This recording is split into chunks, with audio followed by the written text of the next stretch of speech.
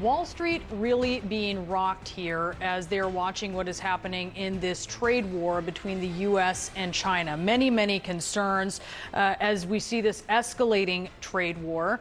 This is a top investor writing in a new report. In the last few days, we have had many conversations with macro fund managers, and their concern is that the White House is not acting rationally, but rather on ideology. Those words dropping as the White House just moments ago had this to say about the escalating trade war with China. The president, as I said from the podium just a few days ago when I was up here, would be gracious if China intends to make a deal with the United States. If China continues to retaliate, it's not good for China. But the president has made it very clear he's open to a deal with China. Why is he optimistic that China's going to make a deal or wants to make a deal if they're not talking? Where's that optimism come from? He's optimistic. The White House not giving much more than just the president is optimistic. The basis for that still unclear. Here is where the trade war stands right now. 145 going up against 125. These are the tariffs between the world's two biggest economies.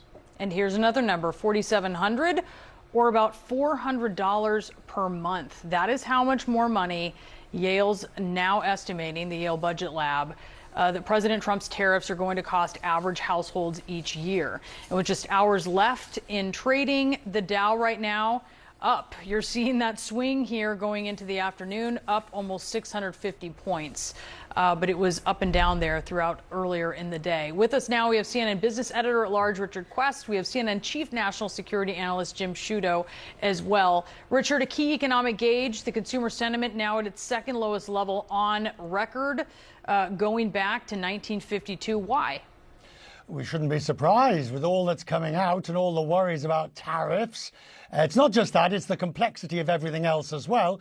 The changes within the federal government, the worries about job losses, the worries about a slowing economy, higher inflation, and eventually you get these what's known as soft data. Surveys like the Michigan survey, consumer sentiment, and it's a really worrying number because at some point these sentiment surveys feed into hard data of real consumer spending, and we know this from history and precedent. That's what happens. So when we see a number as bad as this one, it is only a matter of time, unless anything else changes that would suddenly make people more cheerful. Look at that chart. I mean, just look at it. Unless people suddenly become more cheerful, why would this not translate into spending?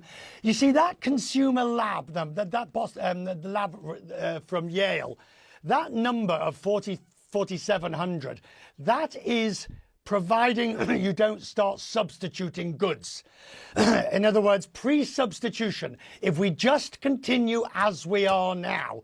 But of course, people will start to substitute. They will find other goods. And as the Christmas Tree Association said a moment or two ago, it's going to be very difficult to find substitution of many things that we currently get from China.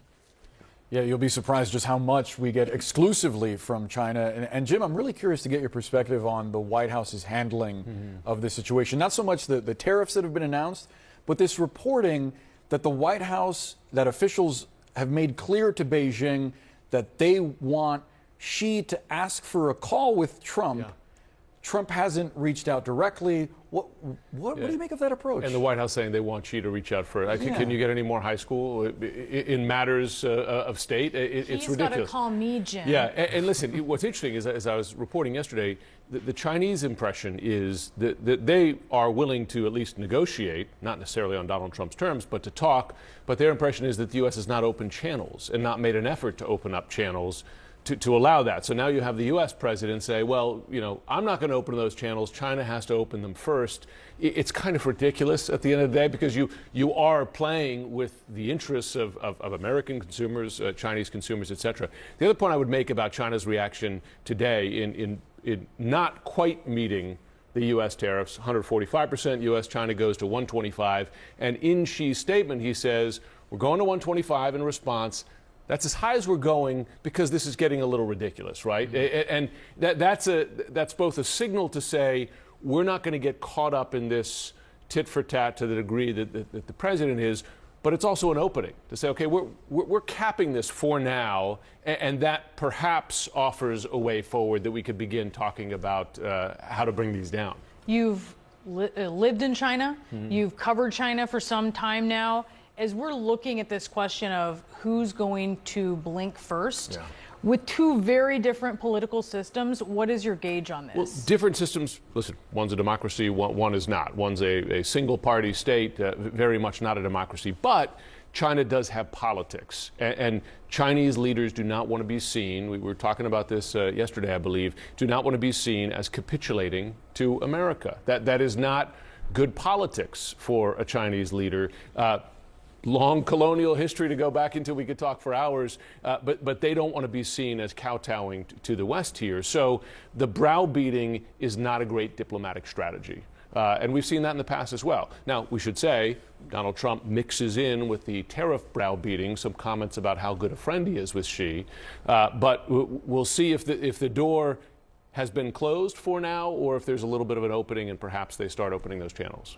Richard, it's interesting to explore the power that the EU has now, because they can tip the scales in terms of how impactful these tariffs will be for either nation, depending on where negotiations land. So you've got the Spanish Prime Minister in Beijing. You've got the EU basically saying, well, we're going to start looking at other markets. I think this will most certainly give a huge boost to China-EU relations to try and complete some form of trade agreement, because everybody is now wanting to circumnavigate the United States. Now, you can't up to a point.